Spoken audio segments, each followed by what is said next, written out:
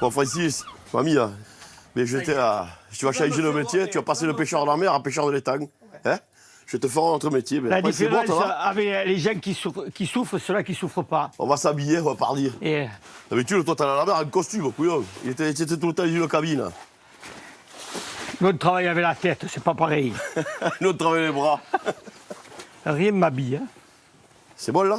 J'ai l'habitude, quand même, à mettre un pantalon ciré. Hein. Ah non, mais c'est bon. Moi, j'ai commencé comme toi. Hein, taille, celui-là, ou quoi? Il va bien, c'est ma taille. Hein. C'est prêt, Francis? Allez, matelot, on y va.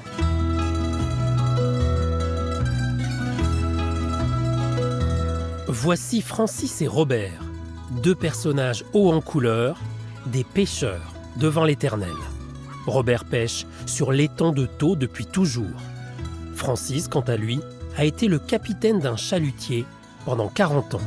Et il a créé un musée sur son ancien bateau pour entretenir la mémoire de son métier. Les deux amis sont nés à Sète et n'en sont jamais partis. La cité singulière, comme l'appelait Paul Valéry, prospère depuis des siècles grâce aux pêcheurs, ces hommes de caractère, forgés par la mer. C'est quoi être pêcheur? C'est un métier qui fait dormir quand il n'y a pas sommeil et manger quand il n'y a pas faim. C'est ça le pêcheur. Quand tu vas le matin, tu sors le matin, tu ne sais pas le temps que tu as. Quand tu sors du port, des fois c'est plat et des fois c'est montagne. Mais tous les matins, on se lève à 2 h du matin jusqu'à 5 h du soir et on travaille. Voilà le métier de pêcheur. C'est pas un métier de rigolo d'être pêcheur. Hein. Tout le monde ne peut pas le faire. Hein. C'est une passion, je le dis parce qu'on ne compte pas les heures, on ne compte pas les dangers, on est passionné, donc on languit toujours le lendemain pour y repartir et pour revenir. D'ailleurs, je suis à la retraite, je joue à l'activité, mais c'est très compliqué de quitter l'activité. Nous débutons notre voyage justement avec Robert, qui nous entraîne dans son quartier, celui de la Pointe-Courte au nord de Sète. Ce village dans la ville a été fondé dans les années 50 par les familles de pêcheurs, dont celle de Robert. Faut t'avoir, Francis. Ne pas te casser la gueule. Hein. C'est pas le moment que je me casse la gueule. Hein. Tu laisses, toi. Hein? Ouais. Il n'y en a pas beaucoup qui le font ce que je fais là. C'est où laisse, comme on dit. Il n'y en a pas beaucoup. Hein, non.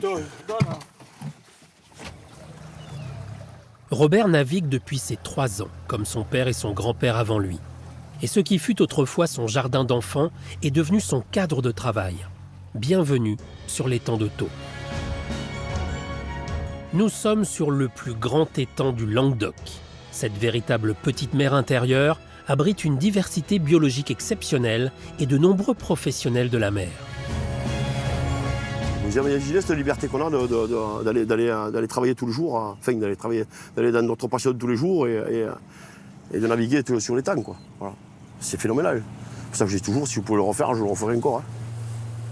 Francis et Robert rencontrent deux pêcheurs qui viennent tout juste de lever leur filet. Ça va bien. Ça va bien. Voilà ce qu'ils viennent de récupérer ce matin. Donc, il y a la diversité des poissons de l'étang, il y a les gascons. Là, pour le moment, il n'y a pas encore une dorade. Il y a les sopes, voilà, les sopes, les sars, un tassergal. Là, voilà, depuis quelques années, on a ce style de poisson là qui nous rentre dans l'étang. Voilà, donc on a une taux de salinité qui est montée depuis quelques années et ça nous amène des poissons qu'on n'avait pas. L'étang de Thau est en fait une lagune où se mêlent l'eau de mer salée de la Méditerranée et l'eau douce des rivières.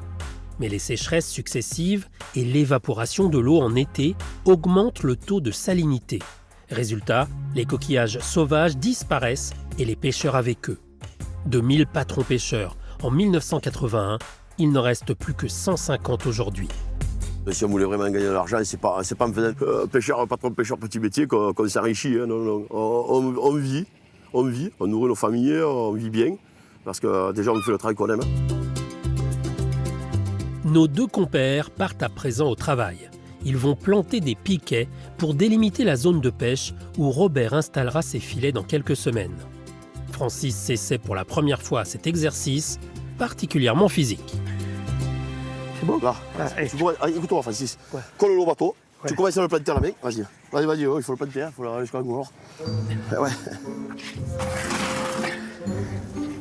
C'est ça le métier de pêcheur, tu vois.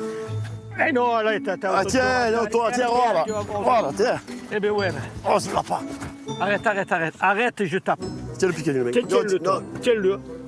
Allez, j'ai plus le droit. Eh non, t'as peur de mourir ou quoi? Eh non. Eh, qu'est-ce que je te casse un bras? C'est rien, un bras. Si j'ai pas confiance en toi, je ne mettrai pas le bras. Aïe, aïe, aïe. T'as encore la force des bras de Néo, hein? C'est le métier. Ça, c'est le tennis, ça. Non, Si, ça, c'est le c'est tennis. l'aquagym. Ah, c'est un métier difficile comme le... C'est pas comme le nôtre, c'est pas pareil. Eux, ils travaillent avec les bras, nous, on travaille avec la tête. Vous allez voir quand on va aller sur le bateau, là. C'est pas pareil. Pendant des décennies, Francis affrontait quotidiennement la pleine mer dans des conditions parfois dantesques à bord de son chalutier. Moi, c'est pas la même passion que Robert. Hein. Nous, c'est pas pareil. Nous, on sort la nuit à 2 h du matin jusqu'à 5 h du soir. On a des gros bateaux. On va pêcher la sardine, l'anchois, un peu de partout. Et, des fois, c'est calme comme ça. Et après, il y a des fois que vous avez des creux de 3-4 mètres. Hein. Et l'ancien capitaine parle toujours au présent de son activité passée. Et au présent, parce que j'y suis toujours encore.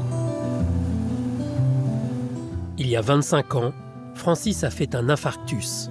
Il a été contraint d'abandonner la mer et le travail de sa vie.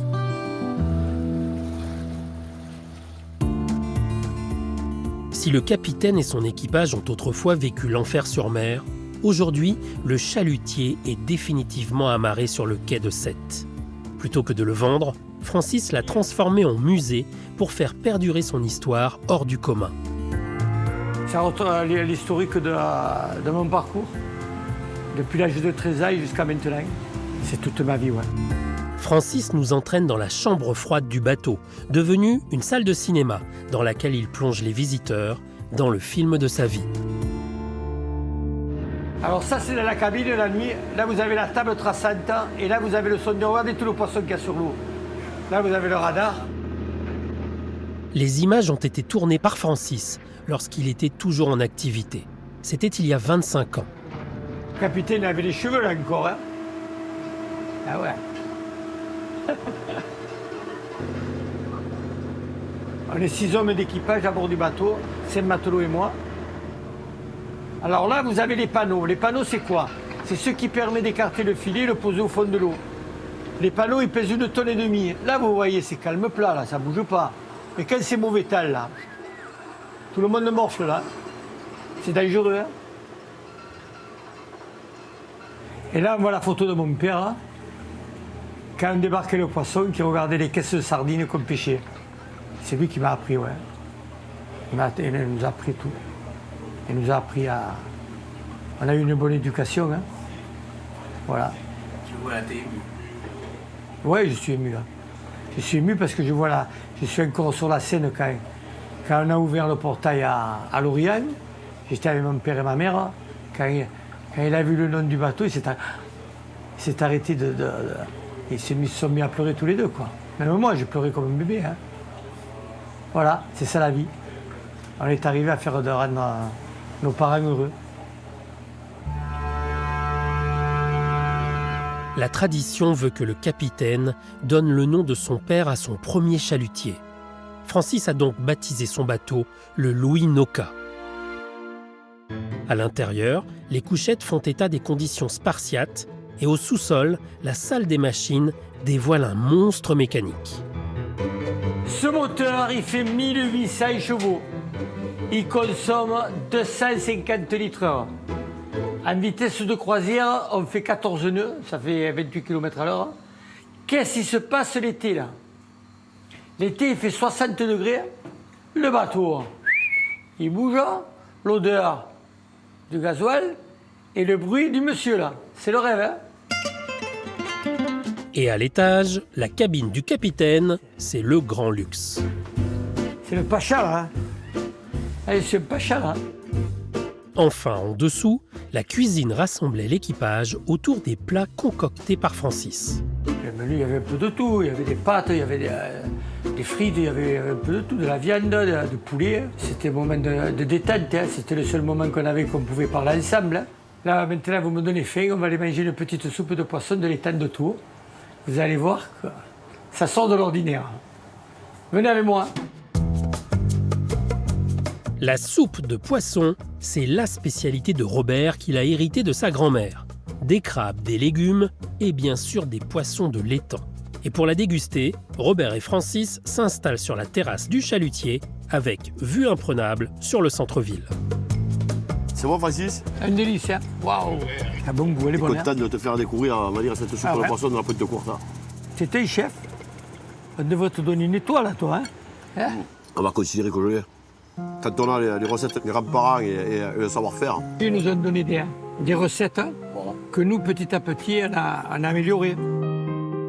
Le partage, la transmission du savoir-faire, de la passion, c'est un héritage immatériel et immuable qui nourrit ceux qu'on aime et qui continue de faire vivre ceux qu'on a aimés.